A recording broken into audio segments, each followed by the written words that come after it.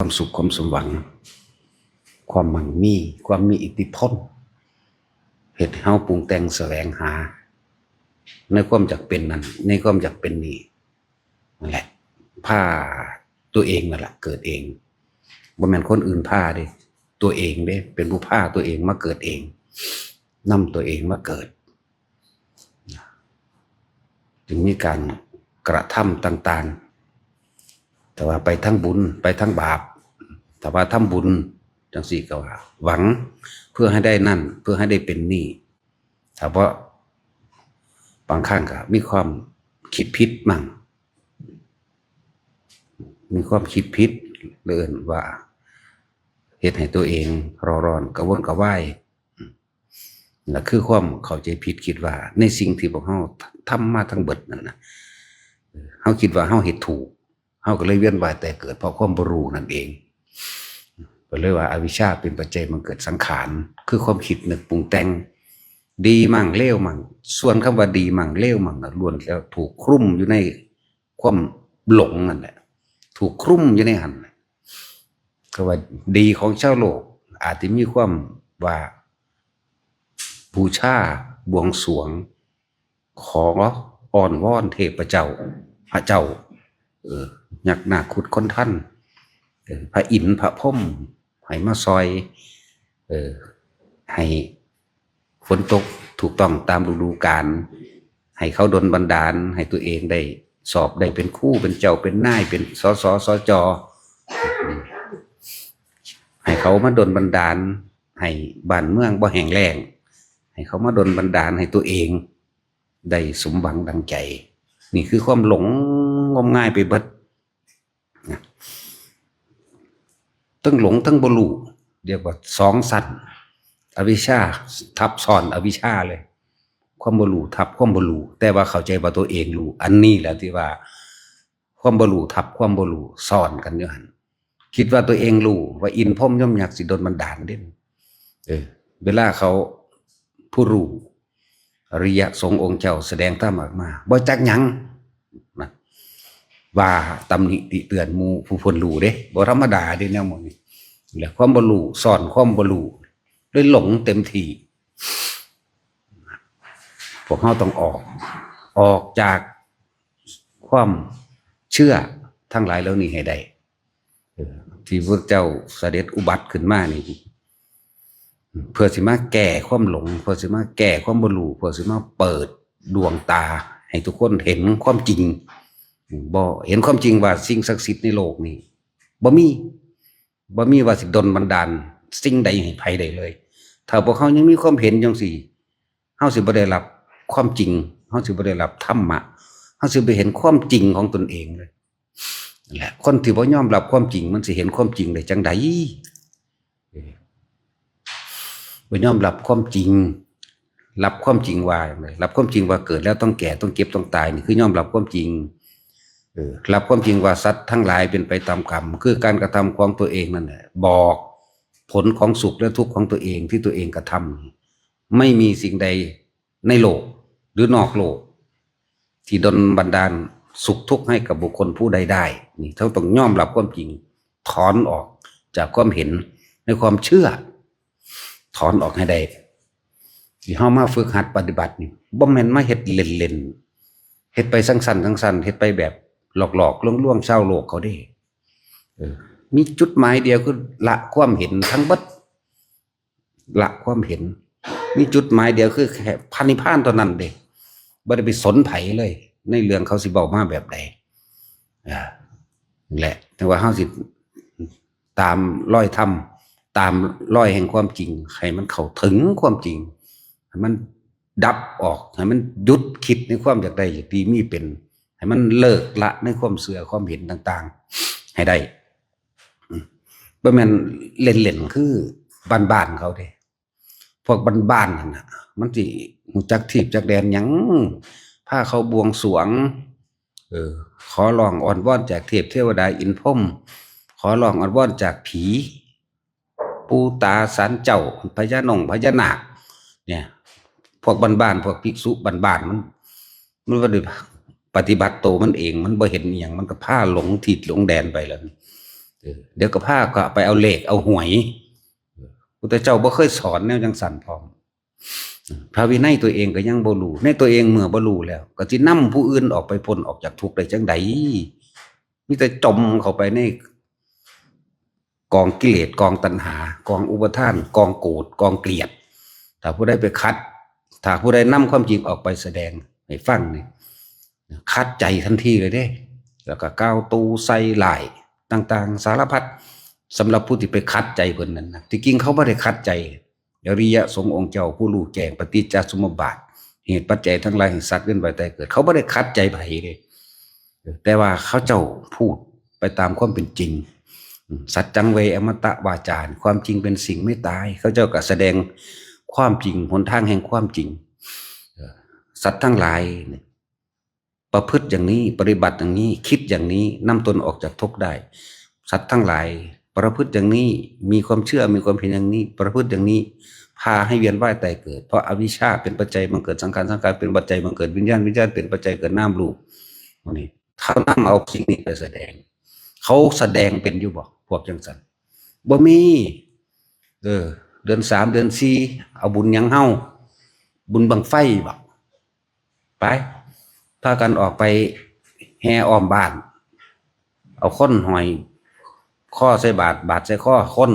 ตีตุ้งเป้งกินเหล้าเมายาสะไส้ยายางไปตำบ้านตำเมืองแต่ว่าก็อ้างเอาผ้าเหลืองพระพุทธเจ้าเนี่ยไปหากินคนพวกนี้บอกมันสิพาคนออกจากทุกข์ใดมีแต่จมมีแต่หล่มลงไปในทุกข์ยิ่งกว่าเก่าอีกก็ยกเป็นฝักเป็นไฟขนาดพวกเดียวกันแท้ๆก็ยังอิจฉาริษยากันพวกเดียวกันแท้ๆก็ยังบ่อาจสามารถที่อภัยให้กันได้คือเอาความเห็นส่วนตัวออกมาแสดงเพื่อจะเอาชนะกันคนพวกนี้บ่สินำพาผู้ใดออกจากทุกข์ได้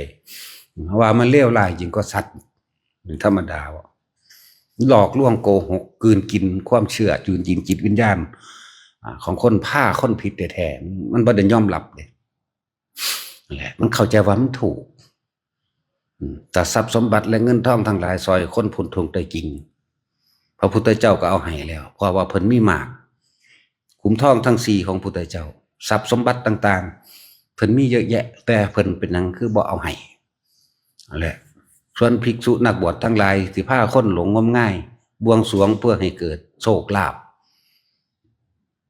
แต่งแก่สะเดาะเคราะห์เพื่อให้เกิดโชคลาภขอลองอ่อนวอนหมู่เทพหมู่พรหมเพื่อให้เกิดความอยู่ดีมีสุขเพื่อเกิดโชคลาภนี่ไหมนักเข้าไปไหว้หมูไหว้หมาไหว้พญานาคไปตัวทีไหว้งูไหว้ไปนกขุดผีสางนางใหม่ยังเอามาเป็นสรณะเพราะว่าความอยากใดดีอย่างนี้เป็นบริระลึกนึกถึงความจริงเกิดแล้วต้องแก่ต้องเก็บต้องตายตัณหาและอุปทานความอยากและความยึดของตัวเองผ้าตัวเองเวียนว่ายตายเกิดเขายังพันติเสือแม้กระทั่งว่าการเวียนว่ายตายเกิดคนดีแต่ว่าเขากบฏอยู่นั่นแหละเพราะว่าบ่ฝึกหัดบ่ปฏิบัติเลยบ่ได้ไปเห็นความละเอียดความลึกซึ้งของความคิดเจ้าของเองนั่นแหละ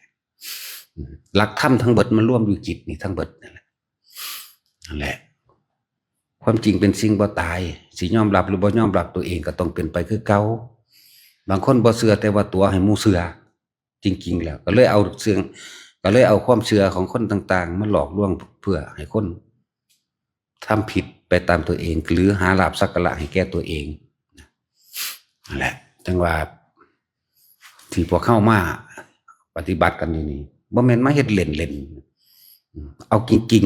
ๆเพื่อให้เขาถึงความจริงเพื่อให้สละทุกสิ่งทุกอย่างออกจากความหลงความผิดเพื่อให้เห็นความคิดของเจ้าของกูกำลังหลงผิดเรื่องใดกูกำลังสละใดหรือบ่ใดตัวเองกำลังยึดหยังทุกข์กับเรื่องใดกังวลเล่าร้อนกับเรื่องใดก็เรื่องทุกข์ต่างๆที่เฮ็ดให้กังวลเล่าร้อนก็ความอยากได้นั่นแหละความอยากได้บ่แม่นอยากได้แต่ทรัพย์สมบัติเงินทองเลยอยากได้แม้กระทั่งความชนะในความเห็นผู้อื่นพุ่นเด้ว่าธรรมดาเด้แนวมันนั่นแหละมันจึงมีการถกเถียงขัดแย้งจริงๆอริยสงฆ์ทั้งหลายอริยสงฆ์เด้ บ่ได้ขัดแย้งกับไผแต่ว่ามันไปขัดใจกับพวกที่กำลังยึดมั่นถือมั่นไปขัดใจในความเสื่อของเขานั่นแหละถ้าเทพเทวดาอินพรหมพระเจ้าทั้งหลายโดนบันดาลตามที่ขอร้องตามที่สวดมนต์เพื่อให้เขาเห็นใจโดนบันดาลใดโลกนี้บ่มีไผทุกข์จากคนเด้บ่มีคนจนแล้วก็บ่มีคนเจ็บคนปวดคนป่วยแล้วก็บ่มีคนตายพร้อมผู้ใดก็ขอแบบนั้นแล้วบ่มีสงครามพร้อมไผก็บ่ต้องการสงครามไผก็บ่ต้องการเสือโลกบ่มีโลกบ่มีสงครามบ่มีน้ำท่วมบ่มีแผ่นดินไหวบ่มีไฟไหม้บ่มีฟ้าผ่าดีเบิดแต่มันได้จริงนั่นแหละแต่ว่ามันบ่ยอมรับความจริงมันก็เลยพากันชี้ตัวจักบ่ล่ะตัวเด่นนะตัวคนไปบวงสรวงนั่นนี่โอ้ยเฮาเว้าปางอยู่นี่แต่มันมีจริงมันก็มาฆ่าเฮาหั่นตัวแล้วมันบ่มีมาตรการไหนๆสิ่งเหล่านี้นั่นน่ะมันบ่โดนบันดาลหยังใดดอกว่าพวกเฮาให้หันเข้ามายอมรับความจริงในความคิดเห็นเจ้าของเด้อยอมรับความจริงเฮายังมีความปรารถนาเฮายังมีความอาฆาตแค้นกับไผอยู่บ่เฮายังมีความอยากได้อยากดีอยากเป็นสิ่งใดอยู่บ่ในโลกอันนี้เฮาเข้าถึงความจริงกันหรือยังความจริงว่าเกิดแล้วนี่เฮายอมรับหรือยังแก่คำว่าแก่นี่ก็คือเฮาถิ่มของเสียออกจากร่างกายอยู่ตลอดนี่เอิ้นว่าแก่ขี้มูกน้ำลายขี้ไทยหมู่นี่นั่นแหละเอิ้นว่าแก่แล้วก็ต้องเก็บบัดนี้เฮายอมรับอยู่บ่ร่างกายเป็นภาชนะรองรับความเจ็บปวดทุกชนิดยอมรับหรือยังนี่ยอมรับเข้าสู่ความชราเนี่ยร่างกายกายะสังขารง่อมลงได้บ่ไปบ่ได้บังคับบ่ได้เฮายอมรับหรือยังว่าเป็นไปดังใจตัวเองแต่ก่อนเคยกินข้าวแซ่บๆแต่ก่อนเคยมีแขวเต็มปากแต่ก่อนเคยย่ำกระดูกไก่ก็ได้ย่ำกระดูกอ่อนต่างๆได้โดยย่ำกระดูกยังก็บ่ได้เฮายอมรับหรือยังเฮาปรับตัวเองเข้ากับมันได้หรือยังแหละสุดท้ายแล้วเฮาก็ต้องตายนี่แม่คือความจริงไหมความจริงเป็นสิ่งบ่ตายเด้สัจจังเวอมตะวาจาเด้นี่ความจริงที่เฮาเห็นอยู่ตลอดนั่นแหละและความจริงภายในใจบัดนี้ความจริงภายในของตนเองเฮาเคยคิดผิดเฮาเคยพูดผิดกระทำผิดแล้วเฮาก็ปรับมาให้มันอยู่ในปัจจุบันคนที่บ่เคยทำผิดบ่มีดอกการแก้ตัวใหม่หรือการเริ่มต้นใหม่ไม่สายแม้อายุ100 ปีก็บ่สายพอทุกอย่างร่วมอยู่ที่จิตแต่ยอมรับความจริงปุ๊บกลับมารู้อยู่ในปัจจุบันให้ได้ก็สามารถหลุดพ้นได้เหมือนกันต้องยอมรับความจริง เขาเคยพูดผิดหรือกล่าวตู่ใส่ร้ายบุคคลผู้ใดเอาไว้ยอมรับผิดในตัวเองละออกเสียเขาเคยโกรธเกลียดบุคคลผู้ใดแต่เขาไม่อภัยเขาเท่ากับว่าเราเนี่ยกำลังถือไฟเอาไว้ไหม้ตัวเองไฟนี่ใหม่เจ้าของได้บ่ได้ใหม่ผู้อื่นเด้อภัยผู้ใดบ่เป็นเกลียดรังเกียจโกรธ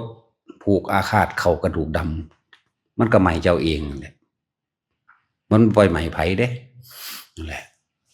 อภัยท่านสูงสุดกับอภัยผู้อื่นก็คือการอภัยให้กับตัวเองเด้บ่แม่นว่าเขาสิสุขหรือทุกข์ได้อภัยหรือบ่ให้อภัยเขาก็ดี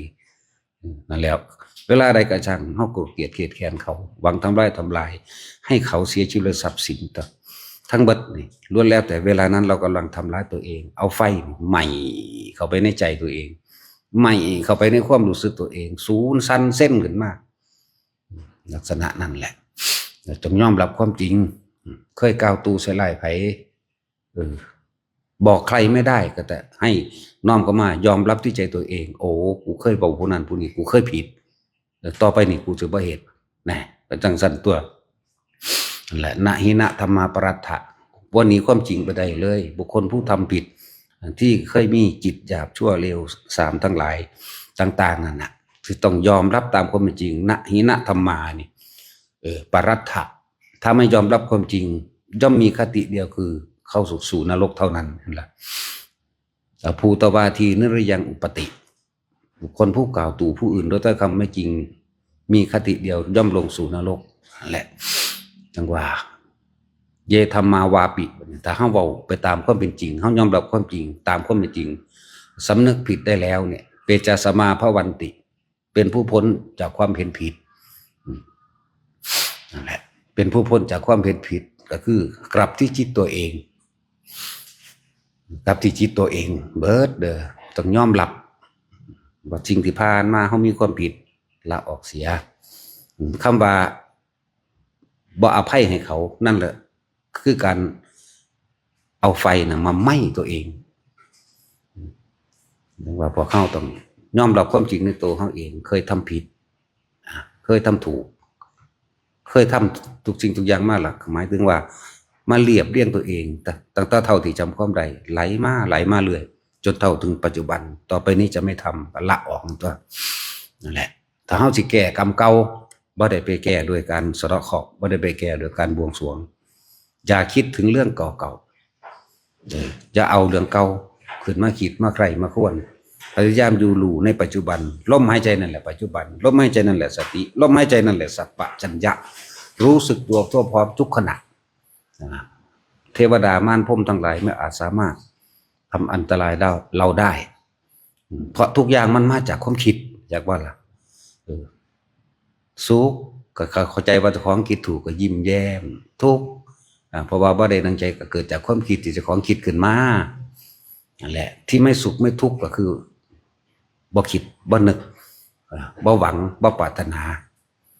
แต่ว่ารู้อยู่ซื่อๆในลมหายใจเฮานี่เองเน้นย้ำมาตลอดเลยเกี่ยวกับลมหายใจนี่มันเป็นบันไดมันเป็นทางเฮ็ดไปเถอะผู้ใดรู้อยู่กับลมหายใจแน่นิ่งไปตลอดนั่นแหละเหนือลมหายใจไปอีกก็มีว่างอย่างยิ่งตัวนี้เหนือลมหายใจปฏิบัติเหมือนบ่ปฏิบัติถ้าสิแค่กำหนดรู้เห็นร่างกายหายใจนี่ได้ทั้งนั้นอะไรมันจะเป็นของมันเองอย่าเพิ่งเอายอดแต่ทุกคนตอนนี้จับลมจับอุณาโลมจับความรู้สึกในกายเอาไว้เพื่อเฮาสิบ่ไหลไปตามอดีตเฮาต้องละอดีตเฮาต้องละสัญญาละสัญญาก็คือกันไม่นำเรื่องเก่าๆเข้ามาคิดเมื่อบ่คิดถึงเรื่องเก่าๆเวทนาพอใจหรือไม่ใจเกิดขึ้นมาได้พบดับเป็นนิพพานนั่นแหละเพราะ